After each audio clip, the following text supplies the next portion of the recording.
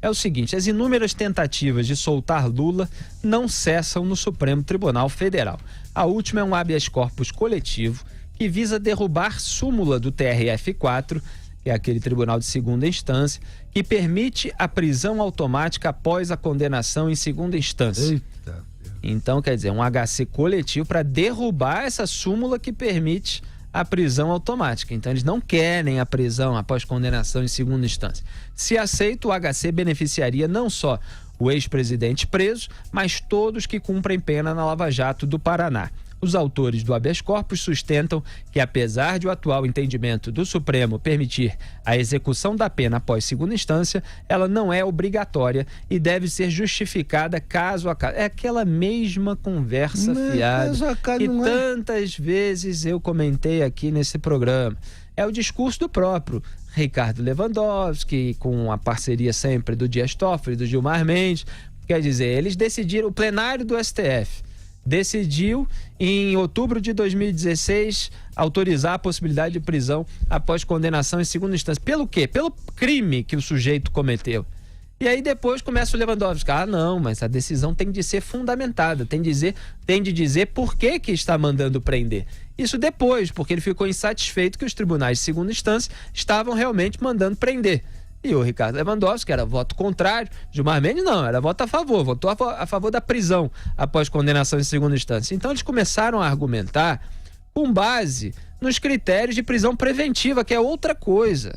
É aquela prisão durante a investigação, que se prende alegando, quer dizer, com uma fundamentação que mostre que há um risco de fuga, há um risco para a investigação, se o sujeito continuar solto. A prisão após condenação de segunda instância não, o sujeito foi condenado por corrupção passiva e lavagem de dinheiro. Por que está sendo preso? Porque é um criminoso que cometeu os crimes de corrupção passiva e lavagem de dinheiro. Mas eles querem que fundamente mais, que explique por que essa pessoa corrupta e lavadora de dinheiro está sendo encarcerada.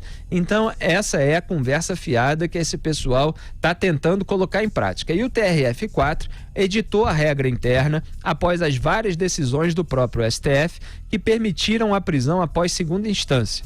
A ação começou a ser julgada na última sexta, no plenário virtual da segunda turma, em que os ministros Edson Fachin, Carmen Lúcia, Gilmar Mendes, Celso de Mello e Ricardo Lewandowski votam à distância pelo computador.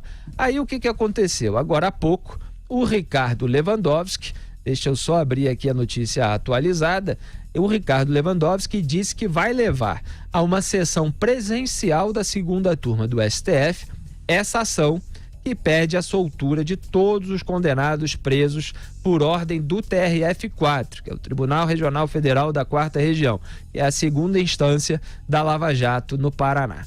Quer dizer, estão tentando armar um puxadinho, Augusto Nunes, para soltar só aqueles presos da Lava Jato. É o que? Esses políticos, empresário envolvido com a alta corrupção nas altas esferas do poder. Então, é óbvio que pela enésima vez, Augusto, estaremos vigilantes. É preciso haver pressão popular. Exato. Até quinta, né?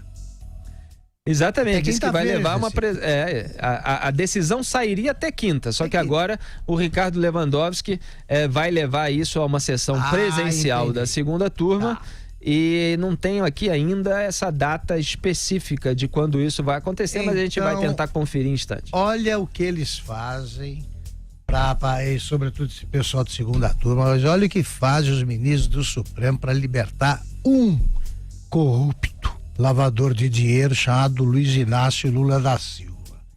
Na primeira tentativa que eles fizeram, eles colocaram o Brasil sob o risco de ver libertados 160 mil delinquentes de todos os tipos, de pedófilos, assassinos, todo tipo. Não foi julgado em terceira instância, tem chance de arrumar um advogado que cobra em dólares por minuto e pronto. Consegue fazer isso. O PCC tem dinheiro para financiar isso aí, convém lembrar. E outras organizações criminosas, não é só o PT, que é uma organização criminosa capaz de financiar isso aí. Agora, eles falam assim, não, tem que ser julgado caso a caso. Cada um dos condenados da Lava Jato foi julgado num processo. Não tá, o Eduardo Cunha não tá no processo do Lula.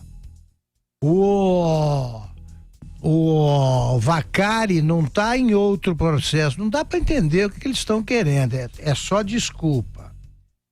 Eles estão procurando sempre chicanas para libertar o Lula. Agora é o seguinte, o Lewandowski deveria ter um pouquinho de vergonha, pelo menos da família, essas coisas, porque vamos relembrar como é que ele chegou ao Supremo.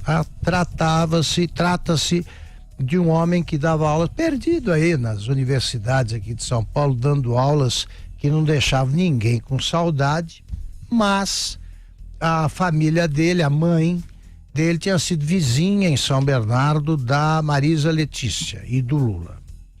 E como toda mãe, a minha também devia fazer isso com as amigas aí. Toda hora que ela encontrava a Marisa Letícia, ela dizia assim: não é piada que eu tô contando, tá? Isso acontece só no Supremo do Brasil, mas aconteceu.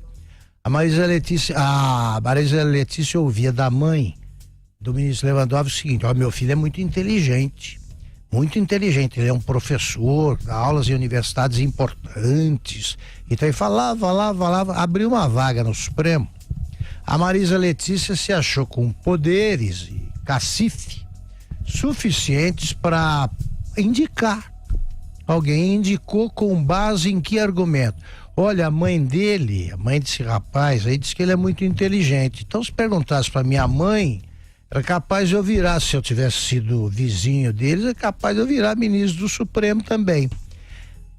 O Lewandowski, compreensivelmente, não para de agradecer com esses votos. Então ele me dá a impressão do cara que, se ele encontrar o Lula 30 vezes na rua no mesmo dia, ele vai falar: obrigado, presidente, obrigado pelo emprego que o senhor me deu. Porque é muita gratidão que acaba representando muita safadeza. É duro usar essas palavras com o ministro do Supremo por nós. Eu é que tenho vergonha de ter de falar assim de um ministro. E estou falando a verdade. Se quiser desmentir, vamos lá. A gente discute no Supremo também. Tem esse processo aí, esse inquérito do fim do mundo, que cabe todo mundo, põe a gente lá também. Se o Ricardo Lewandowski tivesse Instagram, ele seria daquela turma que usa hashtag gratidão, né? Gratidão. Eita, cara grata. Então, só explicando tecnicamente, o Lewandowski pediu vista, o que força a discussão numa sessão normal de julgamento, na qual os ministros do Supremo Tribunal Federal apresentam seus votos oralmente e podem discutir mais a fundo essa questão. Diga aí, Zé Maria Trindade. Pelo menos, né? Pelo menos. Não é no plenário eletrônico, no escondidinho do computador, né? Tomar uma decisão tão séria assim.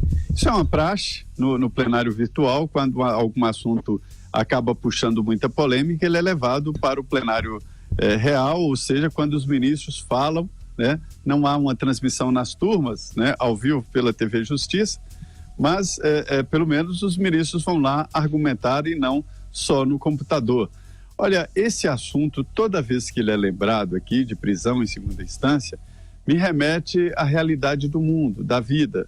Lá no interior, lá nas cidades, as pessoas estariam se perguntando: gente, mas quando o juiz manda prender, não é assim, não pode mandar prender?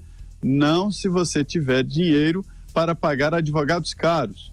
E uso esse termo caro intencionalmente. Não são os melhores advogados, são os advogados caros que vendem um pacote, né, dizendo que tem resultados bons nos tribunais superiores. Eu acho que o juiz é que teria que definir isso.